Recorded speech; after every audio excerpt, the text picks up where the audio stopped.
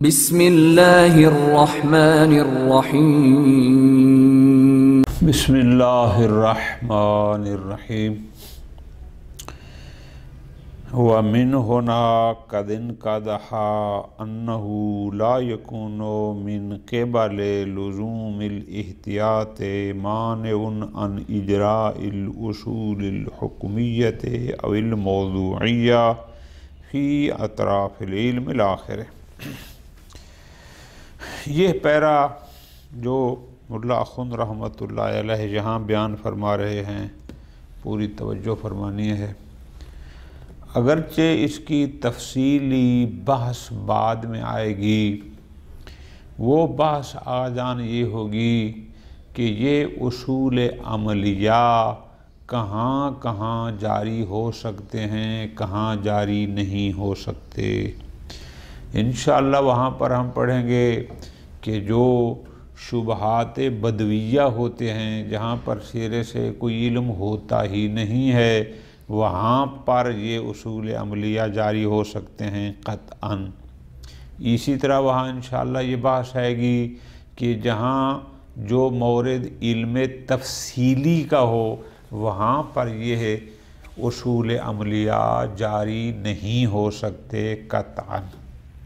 پھر بحث آئے گی کہ اگر شبہ بدویہ بھی نہیں ہے، ادھر سے مورد علم تفصیلی کا بھی نہیں ہے، اگر وہ مورد ہو علم اجمالی کا، ہمیں علم اجمالی ہے کہ یا یہ واجب ہے یا حرام ہے، یا میں نے یہ کرنے پر قسم اٹھائی تھی یا یہ نہ کرنے پر قسم اٹھائی تھی، تو جو مورد علم اجمالی کا ہو، اب بعض موارد ایسے ہوں گے جہاں احتیاط ممکن ہوتی ہے، جیسے امر دائر ہو بین الاقل والاکثر، اور کہیں پر احتیاط ممکن نہیں ہوتی، جیسے امر دائر بین المحظورین ہو، وہاں پر بحث آئے گی کہ آیا موارد علم اجمالی میں اصول عملیہ جاری ہو سکتے ہیں یا نہیں ہو سکتے۔ یہ بحث بعد میں آئے گی۔ وہاں پر ہمارے اصولی حضرات کا مشہور کا نظریہ یہی ہے کہ جو مورد علم اجمالی کا ہوتا ہے، وہاں پر اصول عملیہ جاری نہیں ہوتے۔ وہاں پر انشاءاللہ اس جاری نہ ہونے کے لیے 3 موانع ذکر کیے جائیں گے تفصیل کے ساتھ کہ کیوں مورد علم اجمالی میں اصل عملی جاری نہیں ہو سکتی۔ ان موارد میں سے ایک مورد ہمارے محل بحث سے مربوط ہے۔ اچھا، کون سا؟ وہاں انشاءاللہ یہ بیان کرتے ہیں علماء، چونکہ اب ذرا ترتیب لیں گے تو لطف آئے گا۔ کل کا درس کا تتمہ ہمارا یہ تھا کہ اگر ہم موافقت التزامیہ کے وجوب کے قائل ہو گئے تو اس کے اور موافقت عملیہ کے درمیان کوئی ملازمہ نہیں ہے۔ موافقت عملیہ ایک مستقل واجب ہے اور موافقت التزامیہ ایک مستقل واجب ہے، یہ کل بات آئی تھی۔ تو وہاں پر یہ بیان کرتے ہیں کہ موافقت التزامیہ کا وجوب مانع بنتا ہے اصول عملیہ کے اجرا سے۔ کہاں پر؟ جہاں پر کوئی موارد علم اجمالی میں سے ہو۔ تو اس مناسبت سے یہاں پر ملا اخوند رحمۃ اللہ علیہ نے، چونکہ بات ہماری چل رہی تھی موافقت التزامیہ کے وجوب اور عدم وجوب کی، تو اس کو یہاں پر ذکر فرمایا کہ بعض لوگوں نے یہ کہا ہے کہ یہ وجوب موافقت التزامیہ یہ مانع بنتی ہے، کس بات سے؟ کہ اطراف علم اجمالی میں، موارد علم اجمالی میں اصول عملیہ جاری نہیں ہو سکتے۔ اچھا کیوں جی؟ فرماتے ہیں اس لیے کہ اگر ایک شخص کو شک ہے، یعنی علم اجمالی تو ہے کہ اس کا کوئی نہ کوئی حکم ہے، لیکن وہ علم اجمالی مردد ہے، اطراف کیا ہے کہ آیا یہ واجب ہے یا حرام ہے۔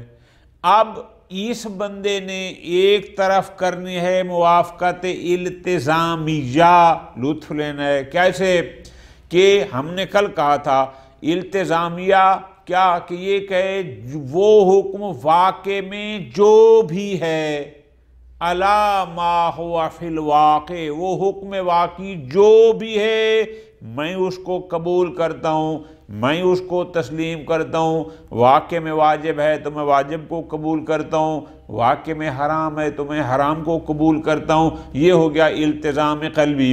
اور ادھر یہ بندہ اگر یہاں پر اصالت البراء جاری کرے جانب وجوب میں، اور اسی طرح اصالت البراء جاری کرے مثلا جانب حرمت میں، تو پھر اصول عملیہ تو کہتے ہیں کہ یہ واجب نہیں، یہ حرام نہیں، اور ادھر وہ بندہ التزام کر چکا ہے کہ یہ واجب ہے تو واجب اس لیے کہ علم اجمالی تھا وجوب حرمت میں سے کسی ایک کا، تو وہ کہتے ہیں چونکہ یہ موافقت التزامیہ واجب ہے، یہ مانع بن جائے گی کہ آپ یہاں پر اصل عملی کو جاری نہیں کر سکتے۔ بڑی دقیق پیرا ہے، اس کو بہت غور سے سمجھنا ہے۔ یعنی ملا خند یہ فرما رہے ہیں کہ اسی وجوب موافقت التزامیہ کو بعض حضرات نے مانع قرار دیا ہے، کس سے؟ اس سے کہ آپ اصول عملیہ کو موارد علم اجمالی میں جاری نہیں کر سکتے۔ لیکن جناب اخوند رحمت اللہ علیہ اس کی مانعیت کا اعتراف نہیں کرتے۔ وہ فرماتے ہیں کہ نہ، وجوب موافقت التزامیہ یہ مانع نہیں بنتی اجراء اصول عملیہ کے فی موارد العلم الاجمالی۔ اچھا کیوں جی؟ فرماتے ہیں چونکہ اگر آپ اس کے قائل ہو جائیں کہ وجوب موافقت التزامیہ مانع ہے، تو یہاں پر ایک دور لازم آتا ہے۔ اب اس دور کو سمجھنا ہے، آپ کی بڑی مہربانی ہوگی۔ وہ دور یہ ہے، وہ فرماتے ہیں کہ بھائی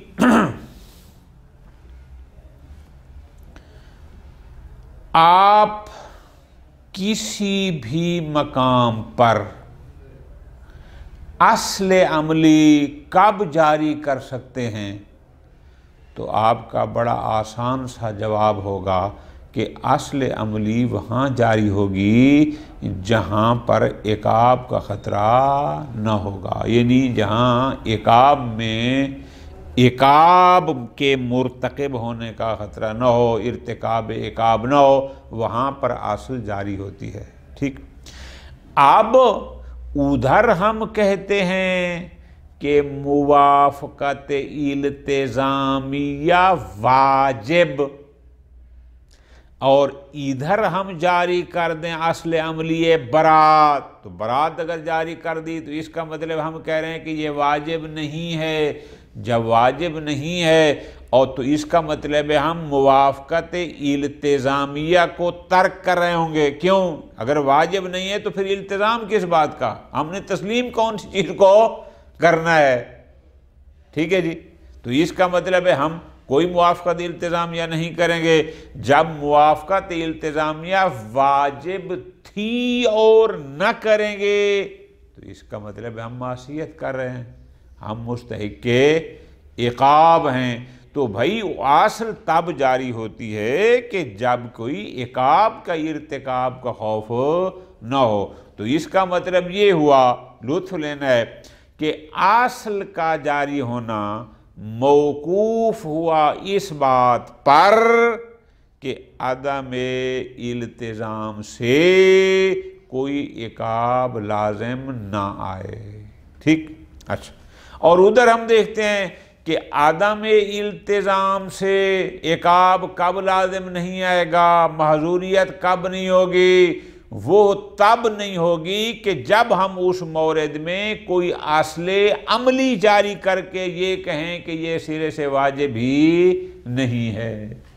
تو اس کا مطلب تو پھر یہ ہو گیا کہ اصل عملی کا اجرا موقوف ہو گیا عدم وجوب موافقت التزامیہ پر یا عدم عقاب علی ترک التزام پر، اور ادھر وجوب یا عدم وجوب موافقت التزامیہ اور عدم عقاب علی ترک الموافقت التزامیہ وہ موقوف ہو گیا اس اجرائے اصل عملی پر۔ اسی کو دور کہتے ہیں کہ ہر ایک کا جاری کرنا دوسرے کے اجرا پر موقوف ہو۔ لہذا ملا اخوند رحمت اللہ علیہ یہ فرماتے ہیں کہ اگر کوئی یہ کہے کہ وجوب موافقت التزامیہ مانع بنتی ہے اجرائے اصول عملیہ کے فی موارد العلم اجمالی، تو میں اس کو مانع تسلیم نہیں کرتا، چونکہ اس سے دور لازم آتا ہے۔ ٹھیک ہو گیا جی؟ اس کے بعد بڑی باریک بات ہے، اسی کے انداز میں ایک جملہ اور کہہ دیا، وہ یہ ہے کہ شیخ انصاری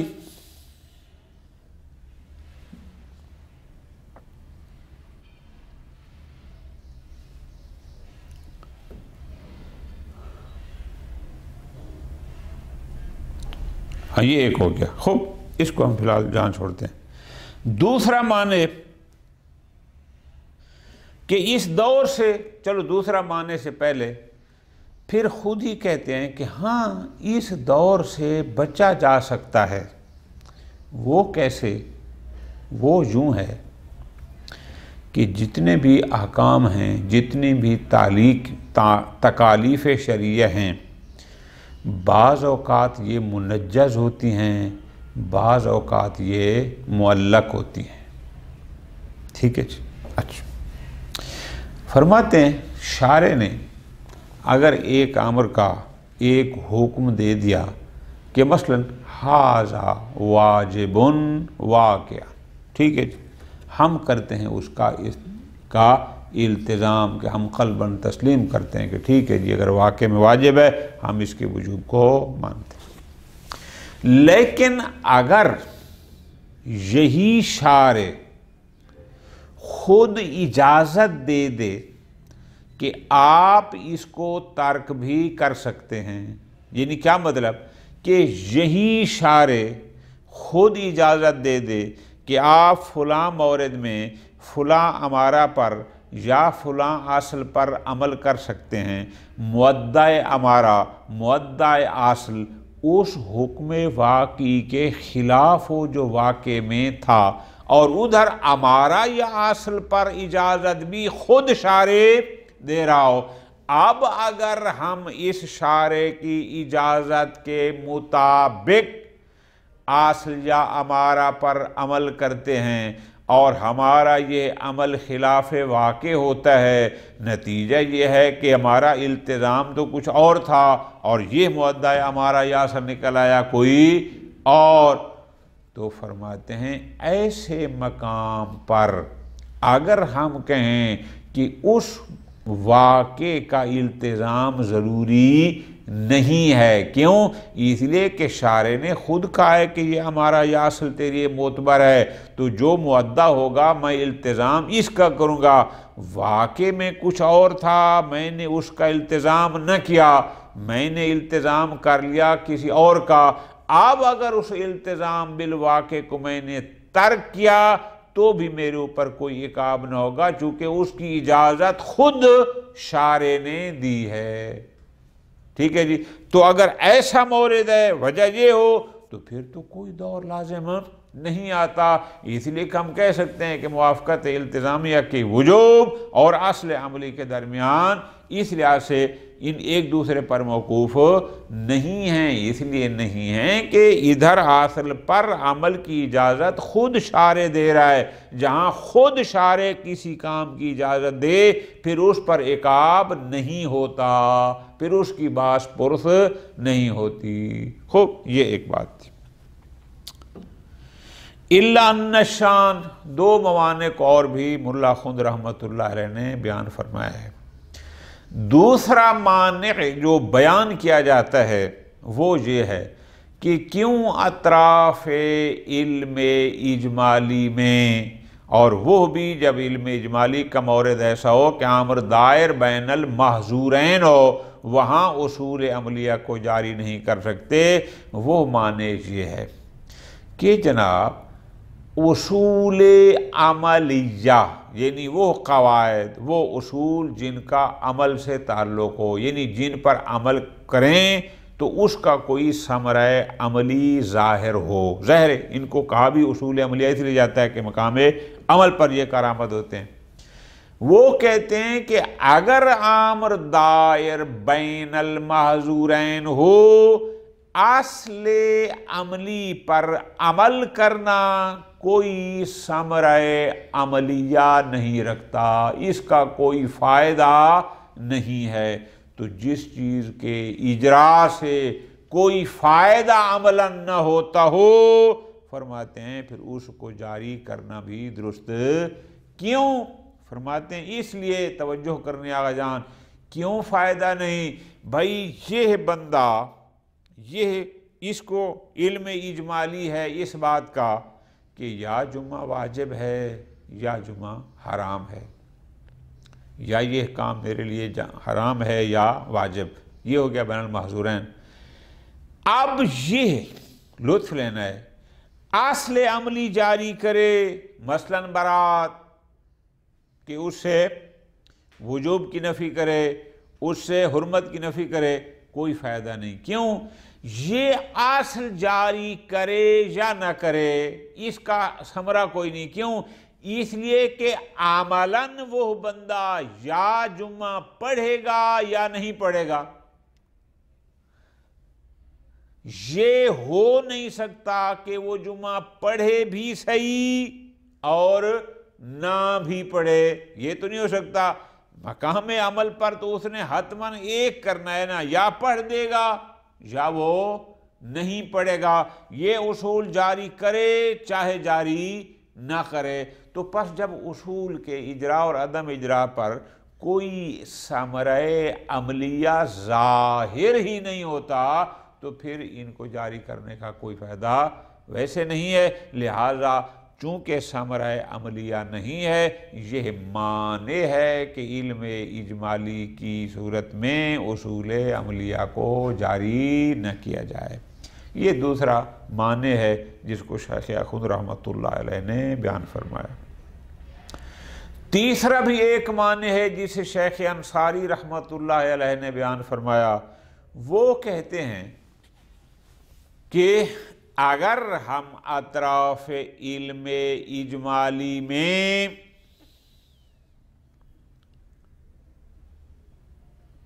اصول عملیہ جاری کرتے ہیں تو اس سے تناقض لازم آتا ہے. اچھا وہ کیسے؟ وہ کہتے ہیں بئی معنی. ایک مثال وہ یہ ہے کہ مولا نے فرمایا کل شیء لک حلال حتی تعلم انہ حرام.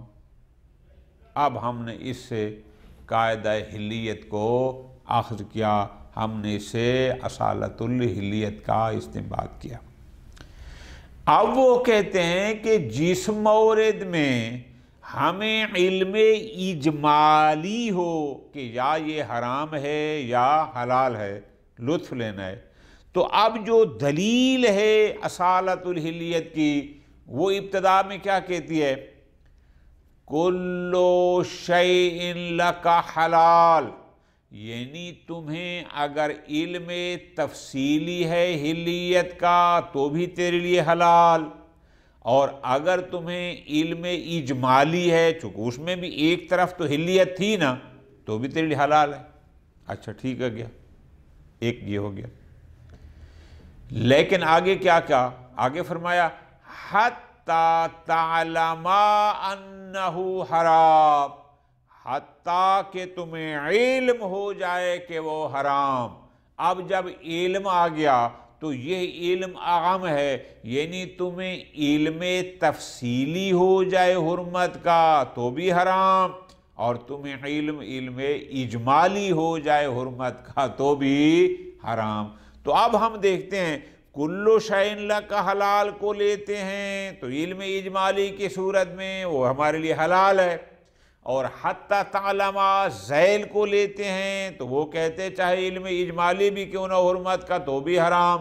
یہ تناقض ہے، چونکہ یہ تو نہیں ہو سکتا کہ ایک شے حلال بھی ہو اور ایک شے حرام بھی ہو، چونکہ ادلہ اصول سے موارد علم اجمالی میں تناقض لازم آتا ہے، لہذا اس لیے یہاں پر اصول عملیہ کا اجرا درست نہیں ہے، یہ تناقض مانع ہے۔ شیخ اخوند رحمۃ اللہ علیہ فتعمل کہہ کے اس کو بھی قبول نہیں کرتے، وہ فرماتے ہیں کہ جناب یہ تناقض کی مانعیت بھی قابل قبول نہیں ہے۔ وجہ یہ ہے کہ حتی تعلم سے اگر آپ علم سے مراد علم اجمالی اور علم تفصیلی دونوں لیں پھر تو یہ بات آپ کی درست ہے، تناقض لازم آتا ہے، لیکن حتی تعلم میں علم سے مراد فقط علم تفصیلی ہے، یہ علم اجمالی کو شامل، تو جب علم اجمالی کو شامل نہ ہوگا وہاں پر تناقض بھی نہ ہوگا۔ یہ پیراگراف بڑا باریک ہے، آپ حضرات اس کو لکھ بھی لیں اور اس کے بعد ایک دفعہ نہیں کئی دفعہ مباحثہ کریں گے تو جا کر یہ پہرا حل ہوگا۔ چونکہ یہ بحث در حقیقت یہاں کی نہیں تھی، کہیں اور کی تھی، لیکن چونکہ بحث چل رہی تھی موافقت التزامیہ کے وجوب اور عدم وجوب کی، اور اس کو بعض حضرات وہاں مانع قرار دیتے ہیں، تو اس مناسبت سے انہوں نے پھر یہاں پر 3 موانع کا ذکر بھی کر دیا۔ الآخر وَمِنْ هُنَا قَدْ انْقَضَحَا، اب جب ہم اب ذرا اشتباہ میں نہیں پڑھنا مہربانی، خود شیخ اخوند رحمت اللہ علیہ موافقت التزامیہ کے وجوب کے قائل نہیں ہیں، لیکن بات چل رہی تھی اگر ہم اس کے وجوب کے قائل ہو جائیں تو یہ مستقلاً واجب ہے، اس کا موافقت عملیہ کے ساتھ کوئی ملازمہ نہیں ہے۔ خوب، اب بات چلتی جہاں تک گئی قَدْ انْقَطَعَ أَنَّهُ، جیسے میں نے ابتدا میں گزارش کی کہ بعض حضرات جو یہ کہتے ہیں یا مشہور اصولی جو اس بات کے قائل ہیں کہ موارد علم اجمالی میں اصول عملیہ کا جاری کرنا درست نہیں ہے، اور اس کے لیے وہ 3 موانع ذکر کرتے ہیں، ان موانع میں سے ایک مانع اسی وجوب موافقت التزامیہ کو قرار دیتے ہیں۔ اچھا، لیکن ملا خند اس کو قبول نہیں فرماتے۔ اچھا کیوں؟ وہ فرماتے ہیں لا یکون من قبل لزوم الالتزام، کہ اگر ہم موافقت التزامیہ کے وجوب و لزوم کے قائل ہو بھی جائیں تو یہ موافقت التزامیہ لا یکون مانع عن اجراء الاصول الحکمیہ والموضوعیہ، یعنی شبہات حکمیہ یا شبہات موضوعیہ فی اطراف العلم، یعنی علم اجمالی ہو، چاہے شبہ حکمیہ ہو چاہے شبہ موضوعیہ ہو، تو وہاں پر یہ وجوب موافقت التزامیہ یہ معنی نہیں بنتا اس بات سے کہ ہم وہاں پر اصول عملیہ کے اجرا کو جائز قرار نہ دیں، چونکہ بعض حضرات نے کہا تھا نا کہ یہ معنی ہے، یہ کہتے ہیں ہمارے نزدیک معنی نہیں ہے، کہ لو کونت جاریتن ما قط نادریان ہو، کہ اگر فرق کرو ہم یعنی وجوب موافقت التزامیہ کے قائل ہوں یا نہ ہوں، یعنی موافقت التزامیہ سے ہٹ کر اگر یہ مسئلہ نہ ہو تو عام حالات میں وہاں پر اصول عملیہ جاری ہونے تھے، لیکن چونکہ ہم وجوب موافقت التزامیہ کے قائل ہیں لہٰذا جاری نہیں ہو سکتے۔ فرماتے ہیں نا میرے نزدیک ایسا یہ کوئی معنی نہیں ہے۔ ٹھیک، کیوں؟ اس لیے اس سطر کو ضرور لکھنا، اس لیے کہ جناب التزام کا تعلق واقع کے ساتھ ہے، جبکہ اصول عملیہ کا تعلق ظاہر کے ساتھ ہے۔ ہم نے التزام کرنا ہے حکم واقعی کا، جبکہ اصول عملیہ ہمارے لیے فقط ایک حکم ظاہری کو تشکیل دیتے ہیں۔ ٹھیک ہے جی، لہٰذا یہ اس میں کوئی معنی نہیں ہے۔ خوب، یہ بات جہاں ختم ہوگی۔ کما لا یدفع بہا محظور عدم الالتزام بہ بل الالتزام بخلافہ لو قیل بالمحظور فیہ حینئذ ایضا۔ یہ بات علیحدہ ہے، اب وہ بات ختم ہو گئی کہ شیخ انصاری رحمت اللہ علیہ نے یہ فرمایا کہ جب ہم قائل ہو جائیں موافقت التزامیہ کے وجوب کے، تو جہاں پھر ہم موافقت کے ملتزم نہ ہوں گے، اس کا مطلب ہے ہم ترک کر رہے ہیں التزام، اور ترک التزام موجب عقاب ہے۔ وہ فرماتے ہیں اب اگر ہم کسی مورد علم اجمالی میں لطف لینا ہے، اصل عملی کو جاری کر دیں، تو یہ اصل عملی کا جاری کرنا ہمیں اس عقاب سے بچا لے گا جو ترک موافقت التزامیہ پر ہونا تھا۔ کیوں؟ کیونکہ جب ہم اصل جاری کر دیں گے اور اصل کے جاری سے وجوب یا حرمت کو اٹھا دیں گے، تو جب سرے سے موضوع ہی نہ رہے گا وجوب یا حرمت والا، تو اس کا التزام کہاں سے واجب ہوگا؟ ملا خند رحمت اللہ علیہ شیخ انصاری کی اس بات کو رد کر رہے ہیں کہ اگر آپ یہ کہتے ہیں کہ اجرائے اصول عملیہ کے ساتھ ہم ترک موافقت التزامیہ والے عقاب سے بچ جائیں گے، یہ اس کو دفع کر دے گا، یہ درست نہیں ہے۔ کیوں؟ چونکہ اس سے دور لازم آتا ہے۔ آگے وضاحت کرتا ہوں۔ کما لا یدفع بہا، یعنی اصول عملیہ کے ذریعے دفع نہیں کیا جا سکتا۔ کس کو؟ محظور عدم الالتزام بے، وہ جو ہم نے موافقت التزامیہ کرنی تھی، ہمارے اوپر واجب تھا، اور جب ہم نے وہ نہ کی تو اس پر محظور تھا، عقاب تھا، اس عقاب کو دفع کرنا یہ درست نہیں ہے۔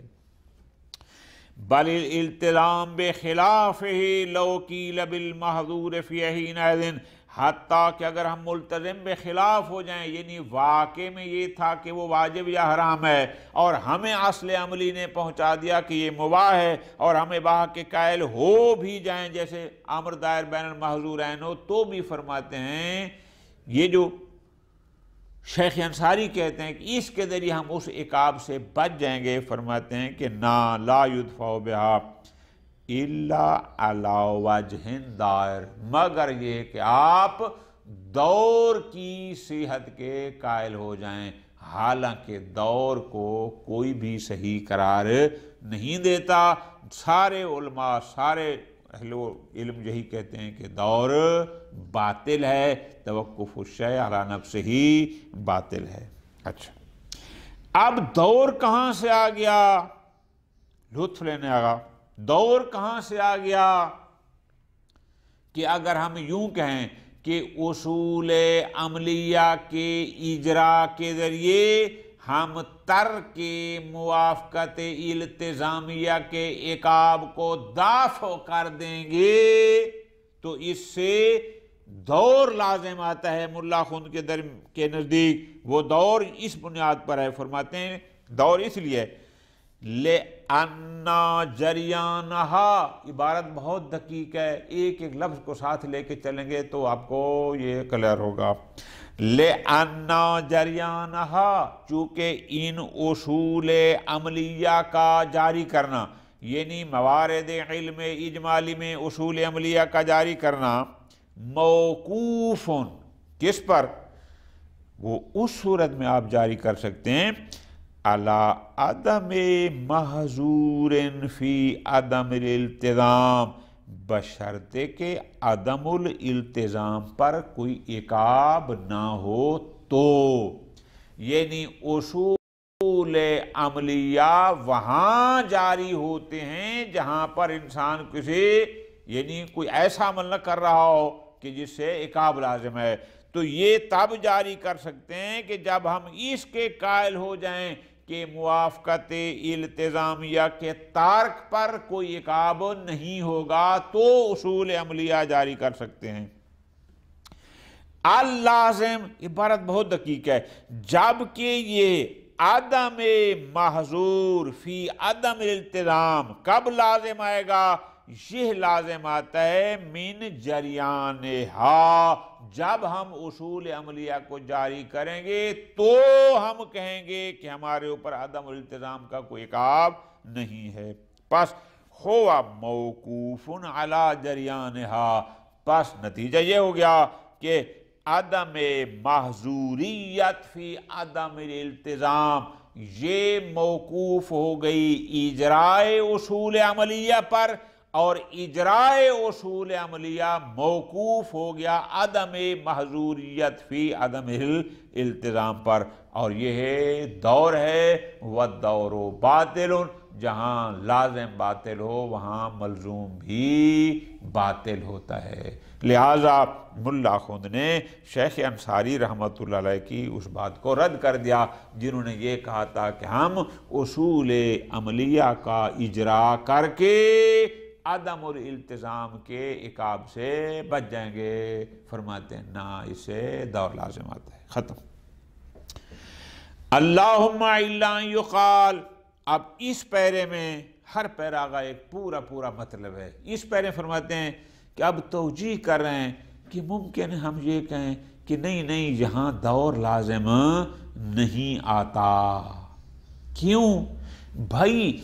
इकाब तब होता है जब हम किसी तकलीफ़ मुनज्जज़ को छोड़ रहे हों, लेकिन अगर कोई तकलीफ़ मुनज्जज़ न हो वहाँ इकाब नहीं होता। यहाँ पर फरमाते हैं अल्लाहुम्मा इल्ला अन युक़ाल इन्न इस्तिक़लाल अल आक़िल बिल महज़ूर फ़ी, आक़िल वहाँ पर हाकिम बिल महज़ूर है, आक़िल वहाँ पर हुक्म बिल इक़ाब करता है। कहाँ पर? ये इन्नमा यकूनु इज़ा लम यकुन हुनाका तरख़ीसुन फ़िल इक़दाम वल इक्तिहाम फ़िल अतराफ़, जहाँ पर शारे की तरफ से कोई इक़दाम करना या किस चीज़ को तर्क करने की कोई इजाज़त ना हो। बाल्फाज़ दीगर शारे की तरफ से एक तकलीफ़ मुनज्जज़ है, उसको तर्क की कोई इजाज़त नहीं, और हम अगर तर्क करते हैं तो इकाब होगा। व माहू, लेकिन अगर शारे खुद ही इजाज़त दे दे फला महजूर फ़ी, कैसे? अब इबारत का बहुत थोड़ी है, मतलब बहुत ज़्यादा है। बेईमाना कि बेशक शारे ने वाक़े में उसके लिए हुक्म वजूब या हुक्म हुर्मत करार दिया, लेकिन उधर जिस आसल को हम जारी कर रहे हैं वो भी अपनी मर्जी से नहीं कर रहे।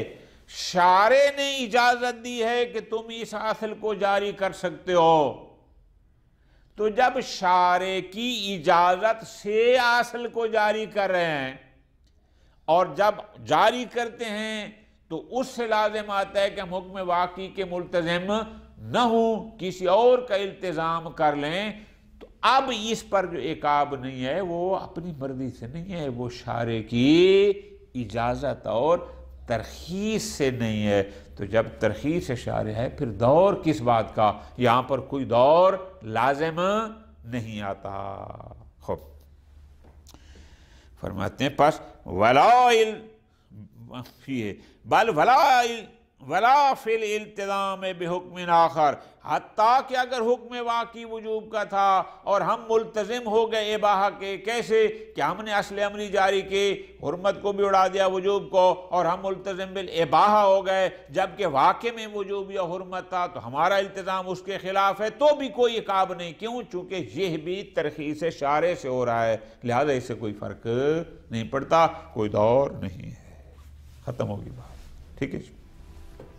خوب، یہاں تک تو بحث ہمارے اس سے مربوط تھی کہ کے بعد حضرات نے وجوب موافقت التزامیہ کو مانع قرار دیا تھا، کس میں؟ کہ یہ مانع ہے اصول عملیہ کے اجراء سے فی موارد العلم الاجمالی، البتہ اس کو شیخ اخند نے قبول نہیں فرمایا۔ اِلَّا النَّشَان لطف نغا، یہاں پر ملا خند رحمت اللہ علیہ دو اور موانع کو بھی ذکر کر رہے ہیں کہ بعض لوگ کہتے ہیں کہ جناب یہ اطراف علم اجمالی میں اصول عملیہ کو جاری کرنا درست نہیں ہے، چونکہ دو معنی اور موجود ہیں۔ ایک معنی یہ بیان کرتے ہیں چونکہ اس پر کوئی ثمرہ عملی نہیں ہے، اس کو شیخ اخند قبول کرتے ہیں، اور دوسرا معنی یہ ہے کہ اس سے تناقض لازم آتا ہے جو شیخ انصاری نے بیان فرمایا، اس کو بھی ملا خود نے قبول نہیں کیا۔ خوب، الا النشان، مگر یہ ہے کہ کلام ہماری ہوگی حین اس بات کا کہ جب عامر اطراف علم اجمالی میں عامر دائر بین المحظورین ہو، تو پھر وہاں پر بحث یہ ہے کہ بعض لوگوں نے یہ کہا ہے کہ ان الشان یعنی الکلام حین یعنی حین دوران الامر بین المحظورین فی جواز جریان الاصول فی اطراف العلم الاجمالی، کہ بحث کلام ہوگی اس میں کہ آیا اطراف علم اجمالی میں اصول عملیہ کا جاری کرنا جائز ہے یا نہیں ہے، ما عدم ترتب اثر عملی علیہا، حالانکہ اگر ہم اس کے جواز کے قائل ہو بھی جائیں تو اس پر کوئی اثر یعنی اس کا کوئی ثمرہ عملی نہیں ہے۔ گزارش کی تھی علم اجمالی تھا یا جمعہ واجب ہے یا نہیں ہے، اب یہ فرق کرو اصالت البراء جاری کرے وجوب میں، اصالت البراء جاری کرے حرمت میں، یا استصحاب جاری کرے وجوب پر یا حرمت پر، فرماتے ہیں کوئی فائدہ نہیں۔ کیوں؟ چونکہ مقام عمل میں اس نے ایک کرنا ہے، یا جمعہ پڑھے گا یا نہیں پڑھے گا۔ یہ تو نہیں ہو سکتا نا کہ ہم کہیں کہ اس نے جمعہ پڑھا بھی ہے اور نہیں بھی پڑھا، ایسا تو ہو ہی نہیں سکتا، لہذا یہ اصل جاری کرے یا نہ کرے اس پر کوئی ثمرہ عملیہ نہیں ہے۔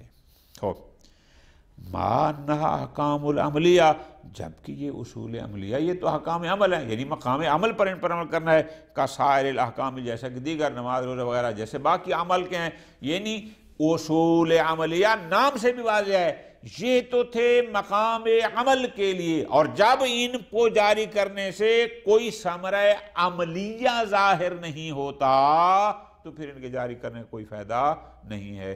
تو دوسرا معنی جو بیان کیا گیا ہے وہ یہ ہے چونکہ اس پر کوئی ثمرہ عملی ظاہر نہیں ہوتا، لہذا اس لیے اطراف علم اجمالی میں اصول عملیہ کو جاری نہیں کیا جاتا، البتہ اس کو ملا خند رحمۃ اللہ علیہ قبول کرے۔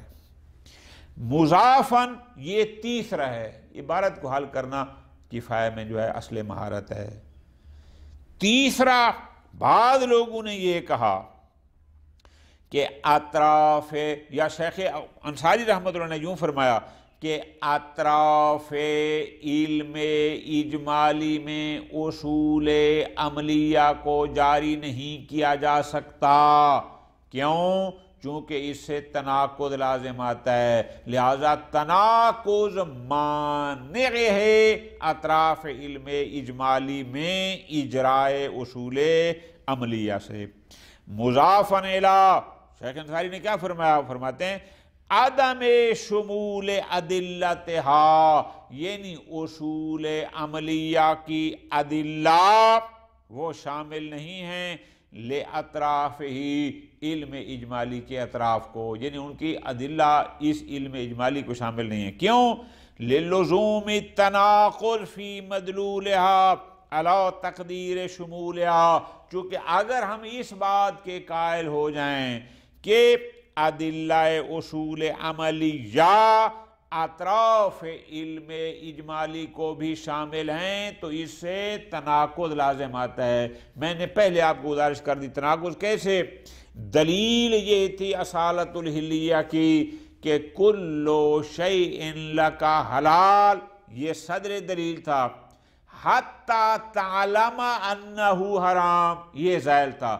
جب صدر کو دیکھتے ہیں کلو شیء لک حلال، یعنی تمہیں علم تفصیلی ہے تو بھی تیرے لیے حلال ہے، شبہ بدویہ ہے تو بھی تیرے لیے حلال ہے، حتیٰ کہ اگر تمہیں علم اجمالی ہے کہ پتہ نہیں حلال ہے یا حرام، تو کلو شیء لک حلال اس علم اجمالی کے ایک طرف تو اس میں حلیت کا تھا نا، اس کو شامل ہے، لہذا اس کے مطابق کیا ہوگا کہ بے شک علم اجمالی ہو حلیت حرمت کا تو بھی حلال۔